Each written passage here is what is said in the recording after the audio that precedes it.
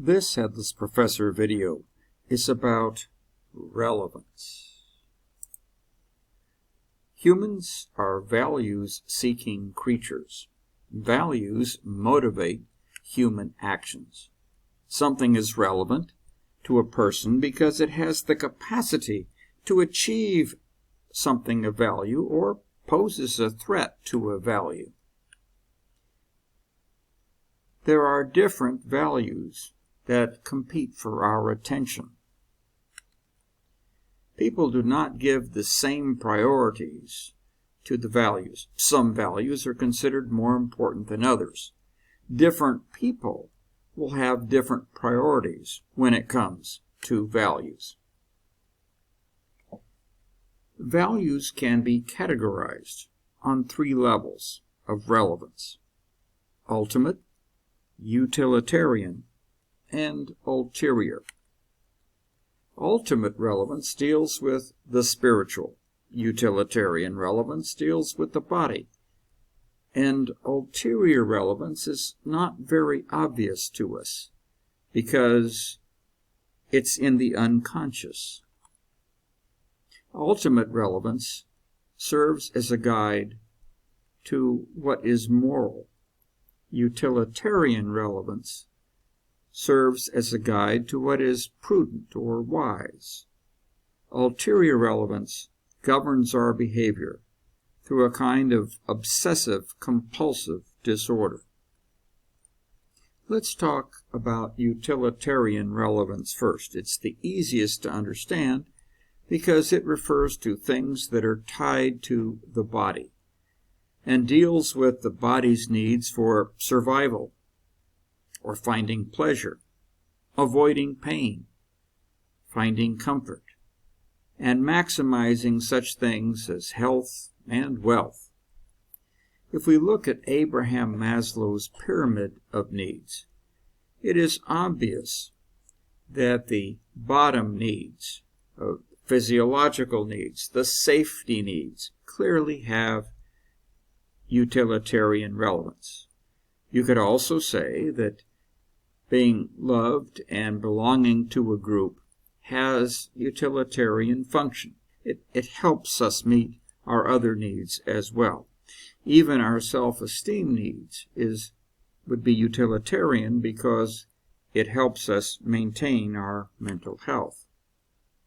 But primarily, utilitarian relevance deals with physiological and safety needs. The decisions we make within the realm of utilitarian relevance are based upon prudence. In other words, we're basing most of our decisions between competing actions in terms of some kind of calculation of an aggregate gain or minimization of risk. Ultimate relevance is going to concern the spiritual, something beyond the body's needs.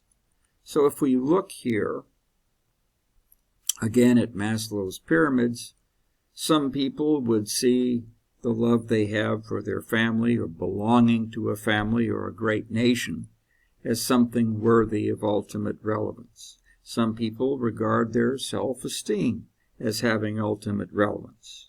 Maslow thought that ultimate relevance was in the realm of self-actualization, of experiences that brought us beyond our bodies and led us to be true creators. So ultimate relevance, then, is something that we are committed to that's more important than the body or even ourselves. For religious people, ultimate relevance usually involves some kind of duty to the commands of a deity and some kind of altruistic motivation, such that morality is doing things that are beyond our selfish needs. So what about atheists? Can atheists be moral? Well, the majority of atheists act morally much of the time. They don't always go around killing people or stealing. So in this sense, atheists can engage in moral acts. What many religious people have a hard time understanding is what is the foundation of the atheist ethical system, if it is not duty to God's commandments. Many atheists would describe the foundation of their ethical system as being based in something like an altruistic consideration for other people. Now we get to ulterior relevance. Something that's ulterior is not always obvious, but it's sort of concealed from view or understanding. If someone is trying to deceive us, usually they try to hide their real reason for getting us to do something that will be to their advantage.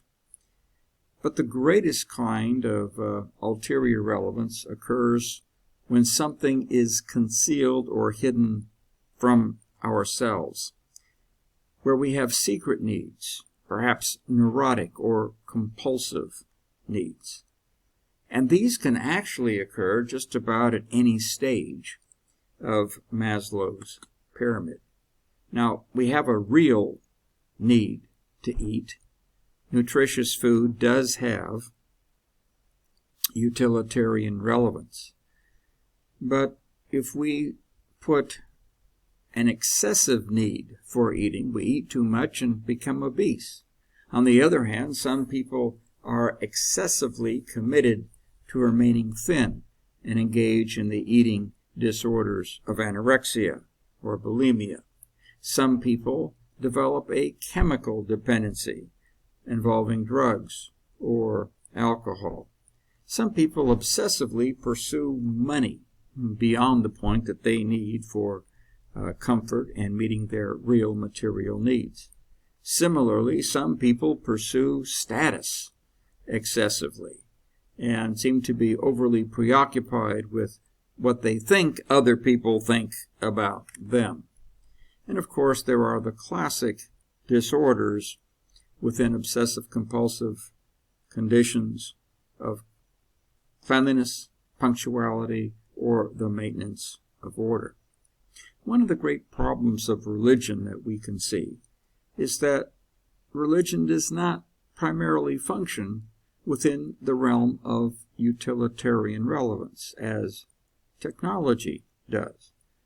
When we have a disagreement involving which technology is superior, there are usually empirical, objective bases to decide which one is better. And that does not hold with religion. We view the components of our own religion as having ultimate relevance. We regard our myths, symbols, and rituals as sacred. And we regard our doctrine as special and adhere to it dogmatically. We regard our ethical guidelines as coming from God. And we tend to view other people's religion as being ulterior. And we cannot see the point of many of the things that they worship. We don't understand some aspects of their doctrine. Their myths, symbols, and rituals just strike us as irrelevant. And many of their ethical commandments we regard as dysfunctional. We don't see the point, if we're not Jehovah's Witnesses, of why we can't have blood transfusions. And if we're not Mormons, why can't we have a cup of coffee? So the great challenge of religion is maintaining tolerance. We have to allow others to have their own conception of what is ultimately relevant to them.